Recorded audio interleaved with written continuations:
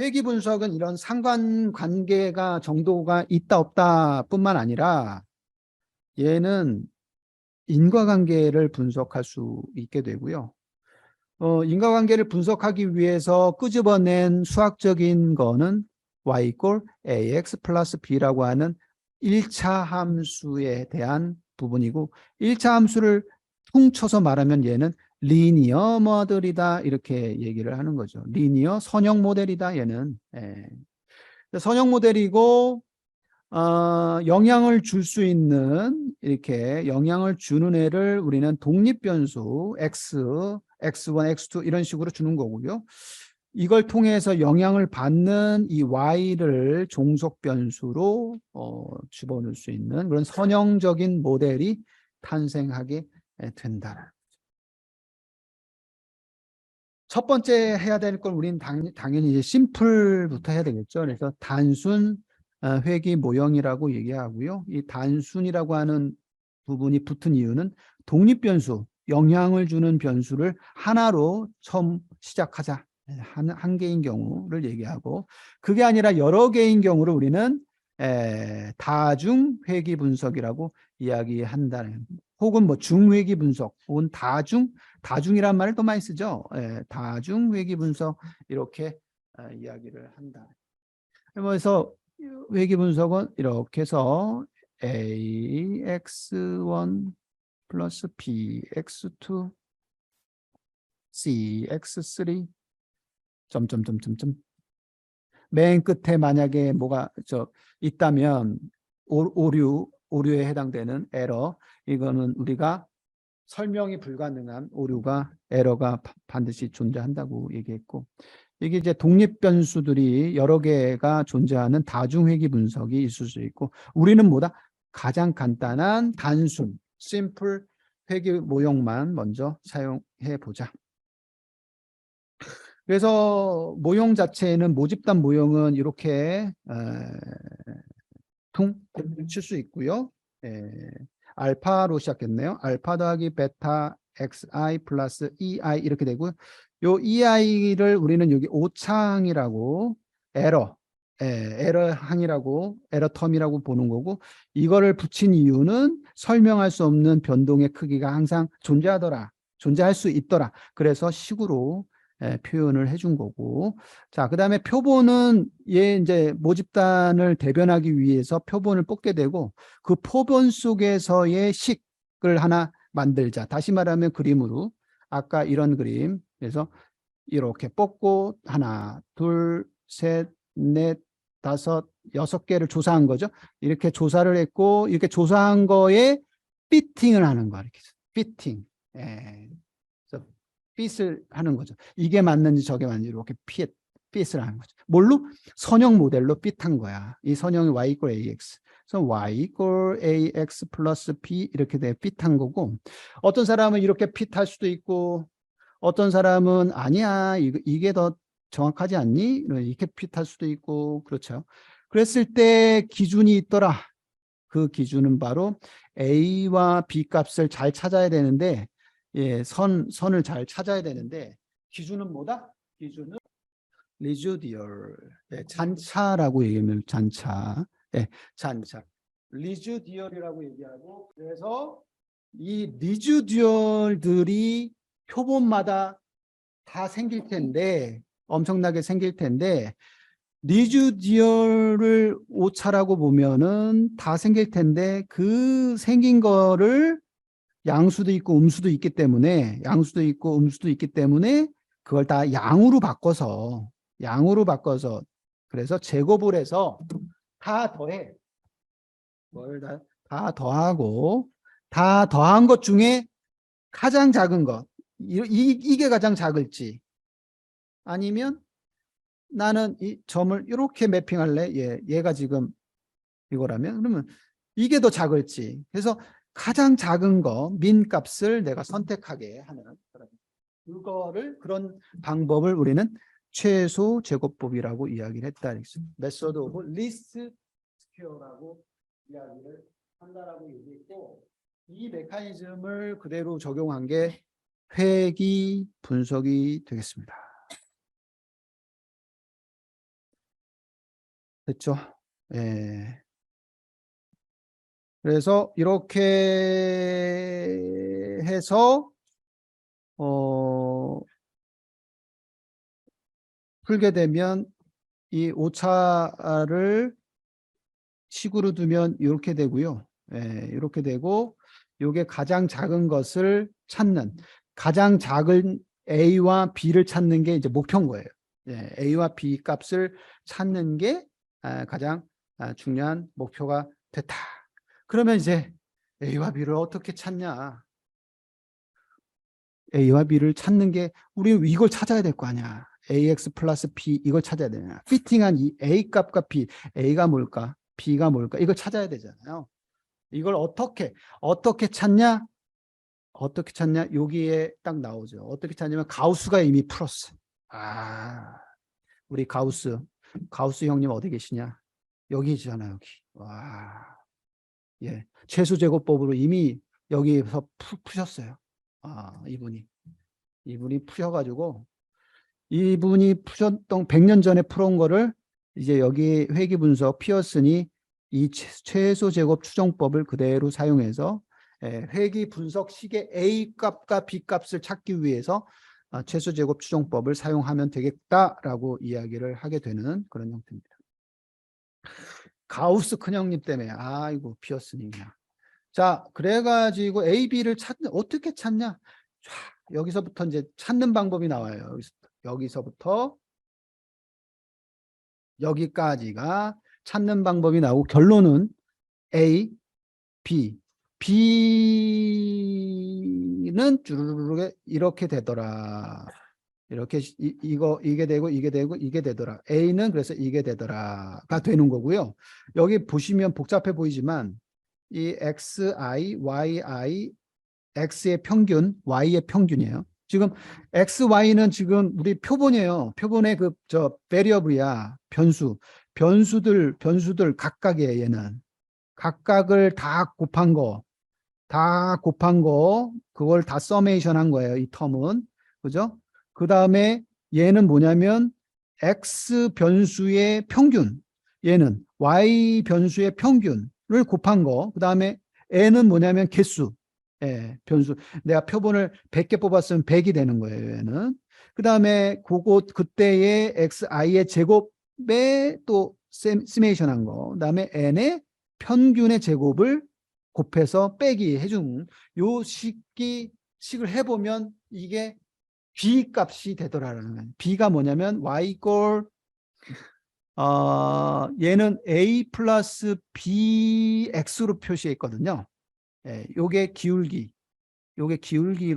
B를 기울기로 표시해 있거든요. 요게 기울기가 되더라. 요게 기울기가 되고요. A 값이 Y 절편이 되더라라는 겁니다. B 값만 구하면 여기 B 값을 쓰고 그다음에 X는 평균이고요. Y도 평균이에요. 그래서 그거 빼주면은 A 값이 나온다는 게 금방 나오네요. 그래서 결론은 쉽네요. A와 B는 이미 수학으로 산술로 벌써 다 나왔고 우리가 이제 두 개의 변수가 데이터가 이렇게 정리가 돼 있다. 예, X, Y 이렇게 정리가 돼 있으면 이 중에 우리가 선택만 하면 됩니다. 키 목록을 아까 X하고 Y 그다음에 평균 그것밖에 없잖아요. 그죠? 평균하고 별량들 각각하고 그다음에 N하고 다 그런 식으로 유도가 되니까 바로 그냥 A하고 B 값을 구할 수가 있게 되는 그런 형태입니다. 됐죠? 자, 일단 리즈너블 해요. 자, 이렇게 됐어요. 자, 그래서 XY 이 직선을 만들 수가 있고 이 직선이 피팅된 리니어 모델이다 이런 얘기입니다. 부모와 자식 간의 관계의 키를 이용해서 한번 부모의 키를 독립변수, 자식의 키를 종속변수로 한번 해본 거예요. 자, 그래서 이때 사용되는 거 산점도를 그리고 회귀 직선도 한번 동시에 좀 그려봐. 이렇게 그릴 수 있는 함수가 있어요. 레그 플랫이라고 하는 함수 요거 있고요. 그 다음에 OLS는 우리 배웠어요 이미. 네, ordinary linear square, least square 배웠어요. 배웠기 때문에 그대로 하게 되면요. 요 데이터요. 골톤이 지금 이 정리한 데이터 그대로 갖고 왔어요. 골톤이 정리한 거 그대로 갖고 와서 이때 인치로 돼 있어서 이거를 0.54를 곱한 거고요. 여기는. 자, 그 다음에 레그 플러스를 써보세요. 야, 이걸 써서 X축은 아버지, Y축은 딸의 키를 두 개 변수를 그대로 갖고 와서 레그 플러스를 하게 되면 산점도 뿐만 아니라 리니어 플롯도 회기식 그 식도 같이 나옵니다. 좋죠. 그래서 레그 플랫을 하고요. 그 다음에 실제로 OLS를 이용을 해서 회기 분석하면 됩니다. 자, OLS고 회기 분석식 틸드를 중심으로 틸드를 중심으로 앞에 뭐 종속 변수, 뒤에 뭐 독립 변수를 그대로 놓으면 되고요. 스트링으로 놓게 되고 그 다음에 점피트 하면은 얘가 A, B 값을 막 찾아. 기울기하고 표준 편차를 막 찾지. 그거 찾아가지고 가장 최소가 되는 미니멈이 되는 값을 리턴하게 되죠. 리턴하게 된 거를 서머리라고 하는 함수를 쓰게 되면 회기 분석 결과 결과표가 딱 나옵니다. 이게 회기 분석 결과표예요. 여러분들은 이제 결과표를 보고 해석만 하면 되겠죠. 자, 결과표 볼게요. 여기 dependent variable, 그래요. 여기가 종속 변수를 얘기합니다. 얘가 종속 변수. 그래서 얘가 종속 변수를 뒀구나. 내가 그렇게 뒀잖아요. 그 다음에 어떤 모델 썼어? OLS. 어떤 방법이야? 최소 제곱법. 언제 썼어? 언제 지금 돌렸어? 옵저베이션 표본 몇 개 있어? 433개 가지고 했네. 그때 리지듀얼 431개. 그 다음에 코베리언스 타입 뭐 이렇게 써있네. 됐고요. 그 다음에 지구복구 해가지고 얘가 인터셉트 이렇게 나옵니다. 인터셉트가 이게 절편이에요. 절편의 계수값 값은 90점 얼마야. 이거 답이 나왔고 그 다음에 이렇게 쓴 거 요게 독립변수를 집어넣은 거죠. 독립변수 x값 x의 요게 뭐냐 계수예요. x의 기울기 이게 나오고 그래서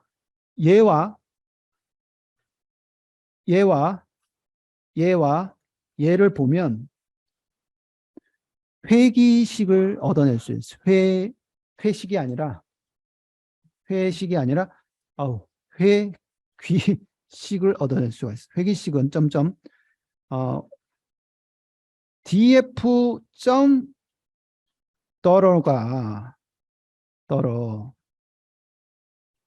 떨어는 90.3865 더하기 얘가 절편이에요. 더하기 0.4116 곱하기 이게 이제 기울기 곱하기 df.father구나.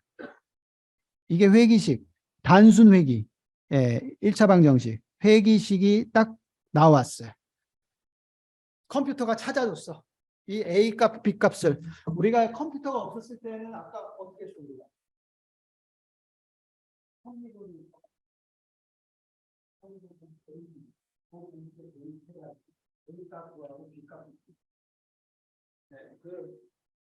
골턴하고 피어스는 편비분 써가지고 구한 거야.